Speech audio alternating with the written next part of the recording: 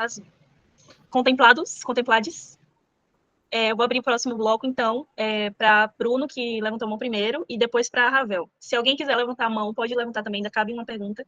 E começou seu tempo. Então, só enviei aí no grupo, né, aos pares aqui do Conselho, ou no grupo não, no chat, que essa vaga do Ministério Público, ou da Justiça, assim, né, pode ser a vaga que a gente tanto queria para subir uma vaga de teatro, né? E aí eu também perguntei no chat, Sara, não sei se o MP é um órgão estadual, que aí no município seria a CGM ou a PGM, que sim tem cadeira, né? Era só essa explanação, e sobre a pergunta do PENAB Estado, se haveria, vi que você falou que abrirá novos editais aí e tal, haverá a possibilidade de abrir novos editais da própria PENAB?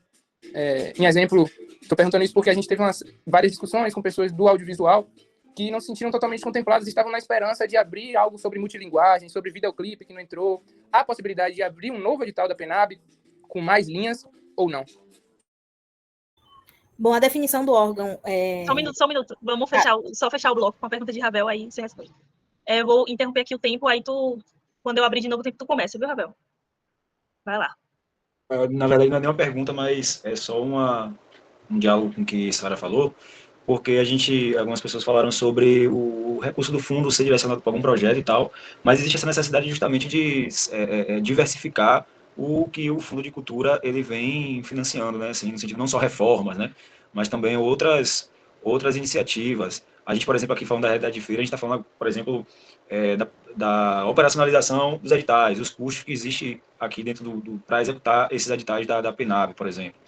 Então, a gente não sabe a realidade do fundo no sentido da aplicação prática, né? E não tem interferência nenhuma, não tem como interferir de forma objetiva nenhuma, assim, de caminhar, né? Não interferir, porque, como você falou, é a gestão que vai fazer todo o processo, né? Mas a gente não tem, a nossa carência mecanismos, né, de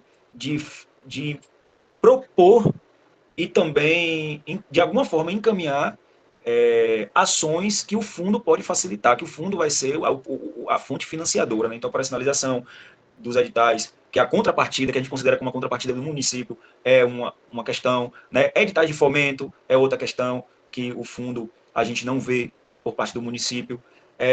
Então, qual é a nossa carência, a nossa realidade que a gente sente hoje, né?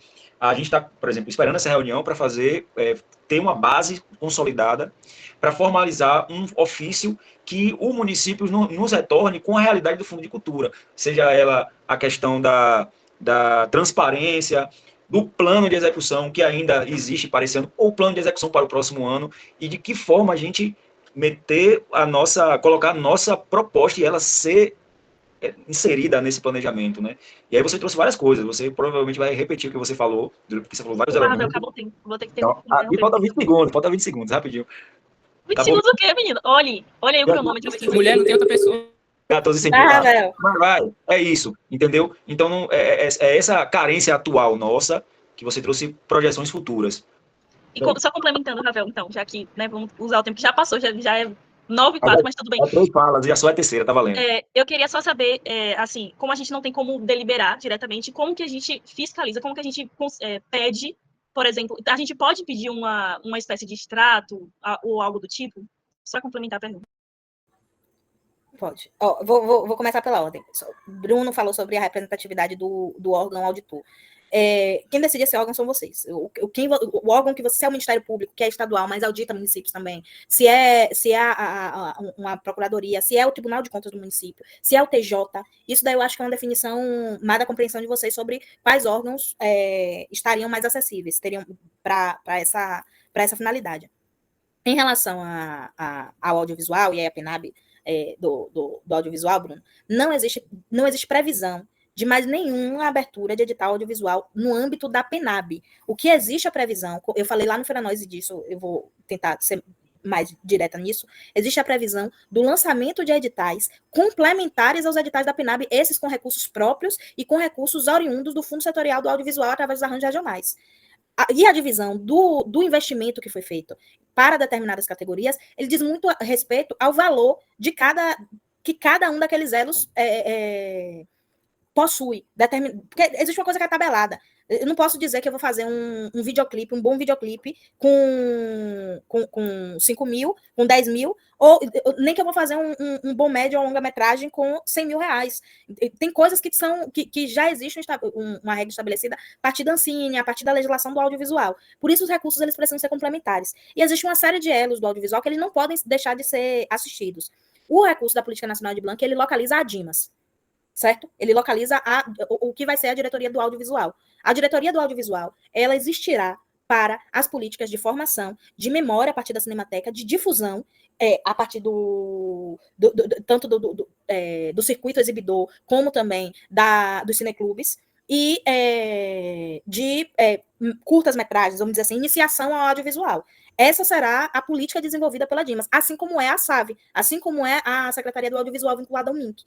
A gente sabe que existe um outro tipo de produção audiovisual, que é aí sim mais robusto, que já é e de games, que envolve o audiovisual interativo, que envolve os longas-metragens, que envolve outros elos do audiovisual, que para isto existe a Agência Reguladora Nacional. Esses órgãos, eles não disputam entre si, eles se complementam no ponto de vista de uma política pública.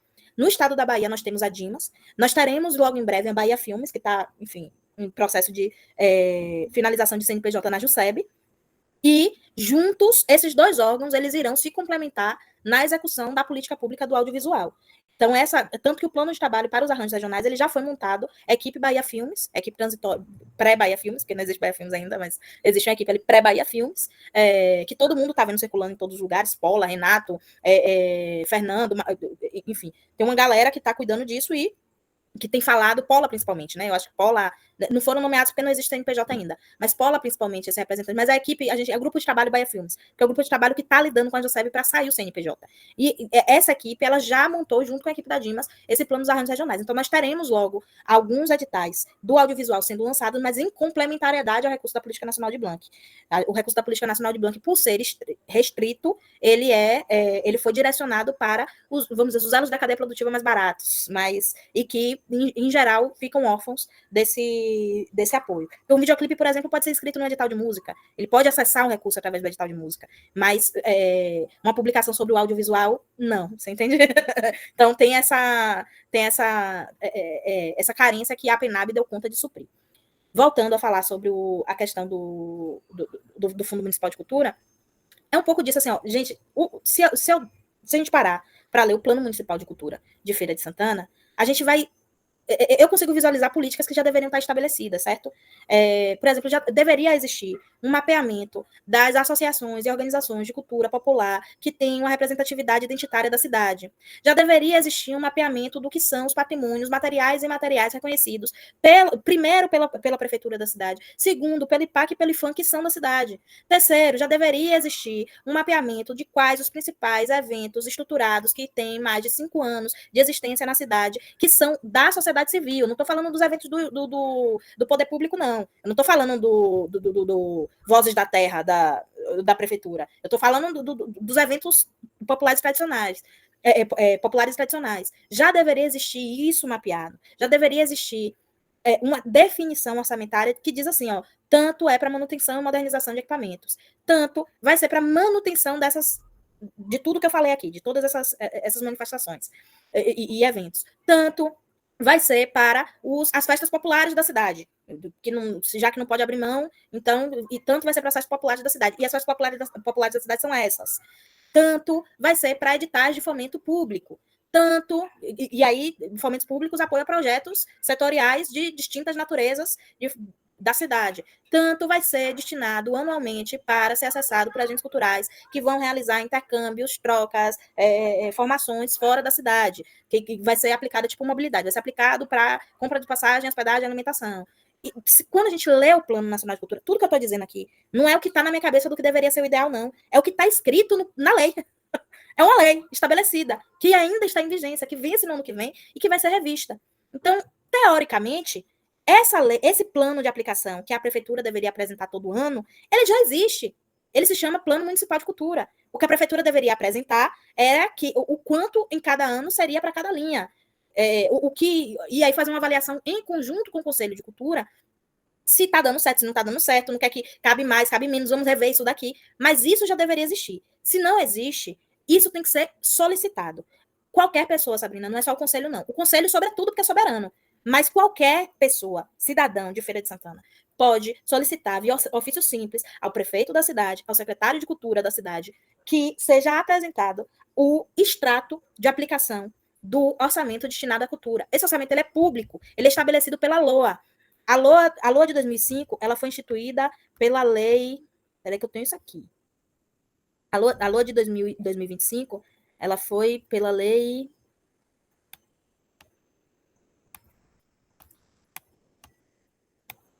Pior que eu só peguei a PELOA. Não. Não, aqui é a LOA. A PELOA é porque já tem um projeto de lei de 2026, certo? Ela foi estabelecida pela Lei Municipal 4.256, de 30 de dezembro de 2024. Então, assim, nela já estava, quando eu trouxe os valores aqui, a Secretaria Municipal de Cultura, Esporte e Lazer teve para o ano de 2025 o total de R$ 38.192.743. Desses, R$ 21.585.140 foram destinados apenas para a cultura e o restante para desporto e lazer. Portanto, isso é público, isso está público, está no Diário Oficial. Então, o Conselho de Cultura, ele pode, de acordo com essa lei, teve esse recurso aqui, destinado para a secretaria. Nós queremos a transparência, a descrição de transparência de como esse recurso foi usado. O que é que foi para o que é que foi para custeio? O que é que foi para o Fundo de Cultura? Como foi essa aplicação? Como se deu a aplicação? E do que foi para a unidade finalística? E tudo isso a gente chama, né? O custeio é pagamento de, enfim, estrutura interna, pagamento de salários, tal.